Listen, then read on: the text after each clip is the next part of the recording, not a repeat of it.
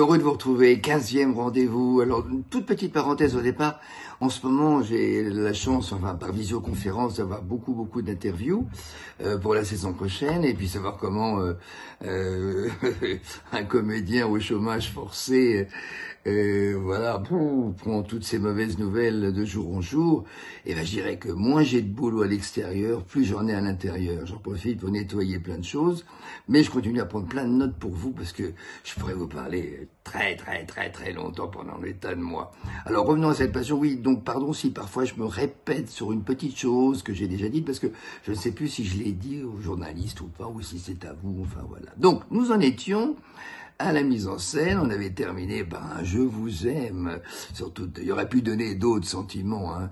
Mais on va continuer sur des petits défauts, donc j'ai pris des petites notes dans le désordre. Oui, alors, c'est aussi bon pour les metteurs en scène que pour les comédiens. Soyez très vigilants sur la manière de dire les mots, forcément, et puis surtout, par exemple, de ne pas taper les mots. Vous avez un comédien qui dit, par exemple, si je dois dire, je suis allé dans ma maison pour fermer les volets, vous avez des tas de comédiens qui vont dire, je suis dans ma maison pour fermer les volets. Tout d'un coup, boum, il y a des mots comme ça qui sortent et qui sont tapés. Comme me disaient certains professeurs, ne tapez pas les mots, ils ne vous ont rien fait. Pour être sûr de ne pas taper les mots, mais il y a beaucoup de comédiens célèbres qui tapent les mots. Une fois de plus, je ne ferai pas la balance. Peut-être qu'un jour je balancerai tout. Eh ben, c'est tout simple. Vous visez le dernier mot. De toute façon, il faut toujours, pour parler juste et aller au bout d'une phrase, viser le dernier mot. Vous empêchera d'abord de laisser tomber la phrase. Et en même temps, vous aurez le sens juste. Donc là, par exemple, je suis allé dans ma maison pour fermer les volets. En fait, le but de la phrase, c'est les volets d'instinct, ou certains le font exprès, certains auteurs mettent toujours le dernier sens et la chose importante à retenir en fin. C'est aussi le travail que font ceux qui écrivent, il m'est arrivé de donner des conseils, de coacher des politiciens, et vous avez remarqué que les politiciens parlent lentement parce que le degré d'appréhension du français moyen n'est pas aussi rapide que je le fais maintenant.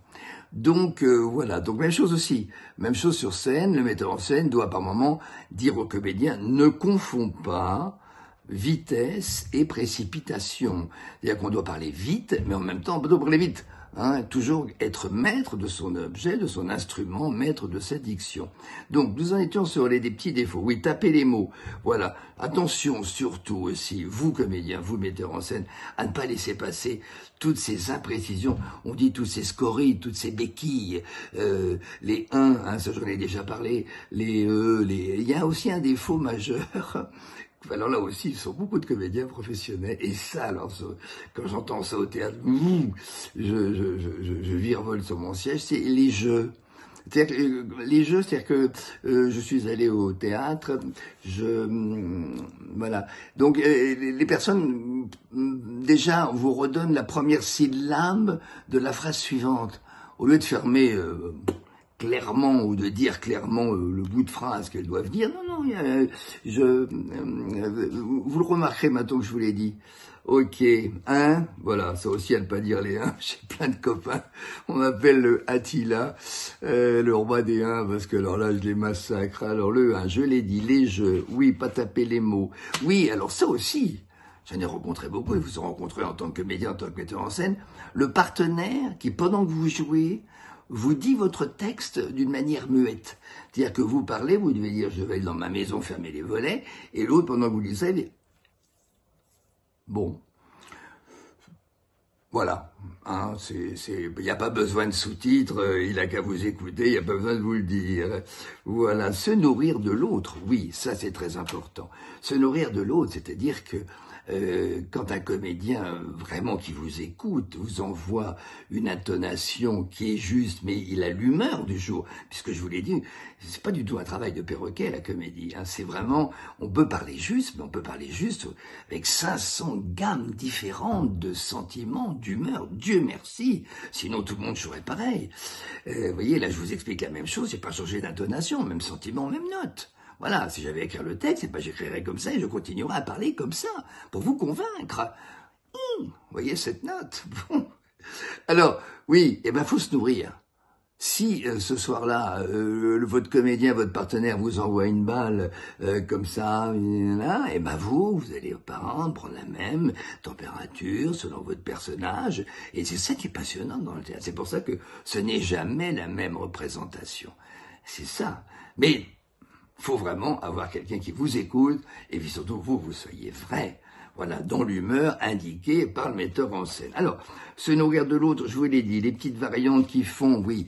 Alors, puisqu'on parle du metteur en scène, on peut avoir des metteurs en scène, ça c'est aussi un grand drame, du comédien et du metteur en scène. Le metteur en scène qui bloque, ce qui s'appelle bloquer un comédien, c'est quoi? C'est-à-dire que le comédien, au départ, il était content de venir aux répétitions, puis tout d'un coup, un jour, il est bloqué. Bloqué, ça n'avance plus, et on le sent mal à l'aise sur scène. Est-ce que, alors il y a plusieurs, je dirais, raisons de blocage. Il y en a qui sentent, par exemple, que, comme ils sont maladroits, que certains autres comédiens de la troupe ne les aiment pas, et qui sont là à les critiquer en permanence, sans dire un mot. Mais ça se voit dans les yeux quand un comédien vous aime pas, et qui fait comme ça d'une manière, mais homéopathique. Voilà, pour dire, voilà, mais c'est drôle parce que j'ai tourné dans un film Edmond d'Alexis Michalik et il m'a demandé de jouer le vieux Cabot et tout ce que je vous dis actuellement, c'était le texte du vieux Cabot et le mec qui dit, qui a tout vu, qui a tout entendu, puis qui critique les autres. Moi, je critique pas, j'essaye, j'apporte à chaque fois une clé, parce que le bon metteur en scène, si je puis dire, est capable d'exécuter ce qu'il demande aux comédiens. Beaucoup de metteurs en scène vous disent, tiens, donne-moi ton mot, fais-moi un petit peu de violet, il y a eu des caricatures comme ça, et quand tu lui dis, ben oui, ben fais-le. Et là, il n'y a plus personne. Non! Le bon metteur en scène veut dire, voilà, il doit donner les instruments, il doit donner les outils au comédien qui a du mal. Alors, bloquer un comédien, c'est très difficile pour le débloquer. Mais vous verrez, que vous soyez très habile ou moins. Il y a toujours 3 phases dans les répétitions. Vous avez la première phase, on arrive, tout paraît facile. C'est merveilleux, oh oui, oui. Puis tout d'un coup, le metteur en scène commence à vous faire douter. Et douter, et douter. Il commence à vous dire, fais ci, fais comme ça. Et là, c'est une série d'obstacles, comme un concours d'équitation, et tout d'un coup, pouf, vous accrochez, vous avez du mal à franchir les obstacles. Les obstacles, pour moi, c'est 7 minutes 22, déjà. Donc, ben alors... S'il faut que j'ai le temps de vous donner un petit exercice quand même. Donc, il y a ce stade-là. Il y a le stade, on est complètement bloqué, on n'y arrive pas, désespoir le plus profond. Et puis, tout d'un coup, allez donc savoir pourquoi tout se débloque. Mais tout d'un coup, vous avez une révélation, une lumière, et puis... Ah, et vous remontez. Quand vous étiez au fond de la piscine, vous avez tapé du pied. Et la troisième phase, bien sûr, c'est le bonheur le plus total. Vous devenez complètement maître du personnage. Vous êtes, vous prenez votre pied de plus en plus et les répétitions deviennent un plaisir. Et c'est presque très très dommage. Je dirais, c'est pas français. C'est vraiment dommage de les arrêter. Vous auriez bien continué. C'est la phase la plus excitante, enfin non, c'est une des phases plus excitantes, mais les répétitions, quand tout le monde sait son texte et que tout le monde est à l'unisson, c'est aussi le chef d'orchestre, voilà.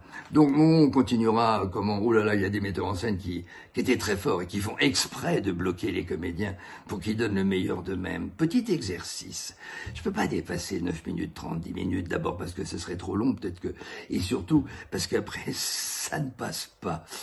On va faire un truc qu'on appelle... je dirais, en PNL, programmation neurolinguistique, tous les sentiments qu'on engage tout au long de sa vie, un truc qui s'appelle le VACO. VACO, visuel, le V, le A, auditif, le K, kinesthésie, tout ce qui est touché, et le O, olfactif. On va faire jouer. Vous allez faire ce que j'appelle l'exercice du balcon ou de la fenêtre. Voilà. Ah non, on va pas avoir le temps.